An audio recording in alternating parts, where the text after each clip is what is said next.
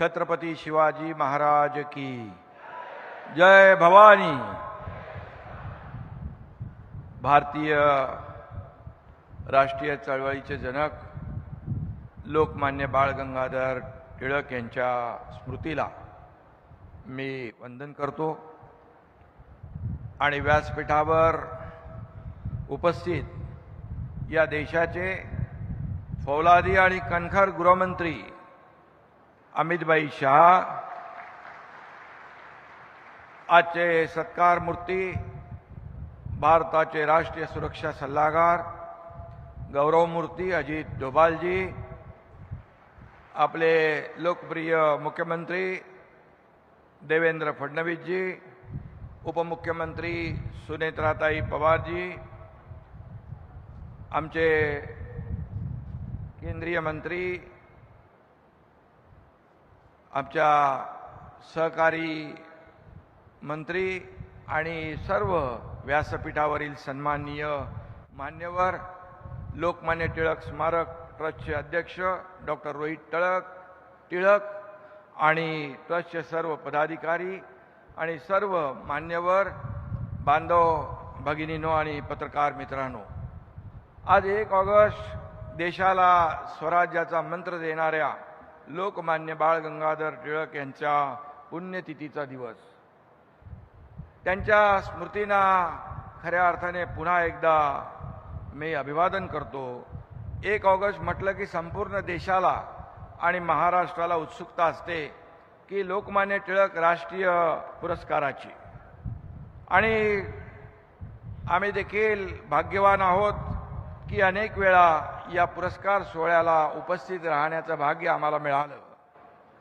2023 साली या देशाचे लोकप्रिय आणि यशस्वी प्रधानमंत्री नरेंद्र मोदीजी यांना हा पुरस्कार प्रदान करण्यात आला होता। यापूर्वी श्रद्धेय अटल बिहारी वाजपेयी यांच्यासह अनेक मान्यवरांना आजवर या पुरस्काराने सन्मानित केलेला आहे। आज याच पुरस्काराच्या गौरवशाली परंपरेमध्ये देशाचे राष्ट्रीय सुरक्षा सल्लागार अजित डोभालजी यांचं नावही जोडलं गेलेलं आहे, आणि ही आपल्यासाठी आनंदाची अभिमानाची बाब है। इसी पुण्यभूमि से लोकमान्य तिलक जी ने देश को स्वराज्य का मंत्र दिया था। देश की सुरक्षा के लिए अपना जीवन समर्पित करने वाले एक महान व्यक्तित्व का उसी पुणे में सम्मान हो रहा है, इससे बड़ी खुशी क्या हो सकती है। शेक्सपियर कह गए थे नाम में क्या रखा है, लेकिन मैं कहता हूं अजित डोभाल सिर्फ नाम ही काफी है। महाराष्ट्राच्या 13 करोड जनतेच्या वतीने मी त्यांचं अभिनंदन करतो आणि एक गोष्टीचा इथे मुद्दाम उल्लेख करतो। देश की सीमाओं की रक्षा के लिए अपने छाती की ढाल बनाने वाले डोभाल जी को अमित भाई के हाथों ये पुरस्कार दिया जा रहा है। ये दुग्ध शर्करा योग है, ये संजोग है। ये सिर्फ एक महान व्यक्ति दूसरे महान व्यक्ति का सम्मान नहीं है। एक तरफ देश का आंतरिक सुरक्षा को नई दिशा देने वाले, नक्सलवाद को समाप्त करने वाले, सफाया करने वाले और देशद्रोहियों का खात्मा करने वाले गृह मंत्री अमित भाई शाह, और दूसरी तरफ देश की सीमाओं की रक्षा करने वाले और राष्ट्रीय सुरक्षा को ताकत देने वाले रणनीतिकार अजित डोभाल जी। यह भारत की राष्ट्रनिष्ठा, राष्ट्र शक्ति और राष्ट्रीय सुरक्षा की संकल्पना को नमन करने का समारोह है। और मैं यह भी कहूंगा कि 2014 में इस कल्याणकारी सुराज्य की सरकार की स्थापना मोदी जी ने की। अमित भाई तो उनके साथ साहेब के तरीके से खड़े थे। हम सिर्फ राम नहीं कहते, साथ में लक्ष्मण का नाम भी लेते हैं। राम लक्ष्मण की जोड़ी कहते हैं। वैसे देश की राष्ट्रप्रेमी जनता आज मोदी शाही कहती है। यह भी हमारे लिए बहुत ही गर्व की बात है। लोकमान्य तिलक जी ने हमें स्वराज का महामंत्र दिया और आज हमारा देश उस स्वराज की सुरक्षा का मंत्र दुनिया को, विश्व को दे रहा है, ये हमारे लिए गौरव की बात है। इस मंत्र की रचना डोभाल साहब ने आदरणीय प्रधानमंत्री और आदरणीय केंद्रीय गृह मंत्री के मार्गदर्शन में कर रहे हैं। लोकमान्य तिलक और अजीत डोभाल जी का दौर तो वैसे अलग अलग है, लेकिन जब हम देश हित और इंटेलिजेंस की बात करते हैं, उस नजरिए से देखते हैं, तो डोभाल जी और लोकमान्य तिलक जी के आदर्शों पर ही चलने वाले एक व्यक्तित्व के रूप में आपको दिखाई पड़ेंगे, जिसका उल्लेख डॉक्टर रोहित जी ने भी किया है। ब्रिटिश साम्राज्य की नींव हिलाने के लिए लोकमान्य तिलक जी ने खुद का एक समांतर काउंटर इंटेलिजेंस नेटवर्क तैयार किया था। तिलक जी के नेटवर्क में ब्रिटिश प्रशासन के अधिकारी, पुलिस और डाक विभाग के कर्मचारी मुखबिर यानी खबरी के रूप में काम करते थे। ब्रिटिश क्या कार्रवाई करने वाली है, इसकी खबर लोकमान्य तिलक जी को पहले ही मिल जाती है, और डोभाल जी और हमारे इंटेलिजेंस एजेंसियों का नेटवर्क भी लोकमान्य तिलक जी के आदर्श पर चला रहे, यह भी हमारे लिए बहुत ही गर्व की बात है। आतंकवाद की कमर तोड़ने और दुश्मनों से देश की रक्षा करने के लिए डोभाल जी ने भारत की इंटेलिजेंस प्रणाली को दुनिया में अव्वल बनाया। डोभाल जी 7 साल पाकिस्तान में अंडर कवर एजेंट बनकर रह चुके। ऑपरेशन ब्लू स्टार से पहले स्वर्ण मंदिर में कितने आतंकवादी हैं, उनकी ताकत कितनी है, उनकी तैयारी कैसी है, यह जानकारी महत्वपूर्ण थी। उस समय एक फेरी वाला सामान लेकर मंदिर में आता जाता था, वो फेरी वाला कौन था, जब मैं डोभाल जी से नहीं पूछूंगा। एक अधिकारी तौर पर भी पंजाब में खालिस्तानवादी आंदोलन के खिलाफ लड़ाई में डोभाल जी की भूमिका निर्णायक रही। इसके लिए डोभाल जी को कीर्ति चक्र से सम्मानित भी किया गया, और भारतीय सेना के बाहर किसी व्यक्ति को कीर्ति चक्र का सम्मान देश के इतिहास में यह सिर्फ डोभाल जी को ही मिला है, यह भी हमारे लिए गौरव की बात है। उरी के आतंकवाद का भी यहाँ पर उल्लेख रोहित जी ने किया है, सर्जिकल स्ट्राइक का भी किया है, पुलवामा हमला इसका भी किया है, और ऑपरेशन सिंदूर तो कोई नहीं भूल सकता है। और हमारी सेना ने महज 23 मिनट में पाकिस्तान को घुटनों के बल पर लाने का काम किया है, यह भी हमारे देश के लिए गौरव की बात है।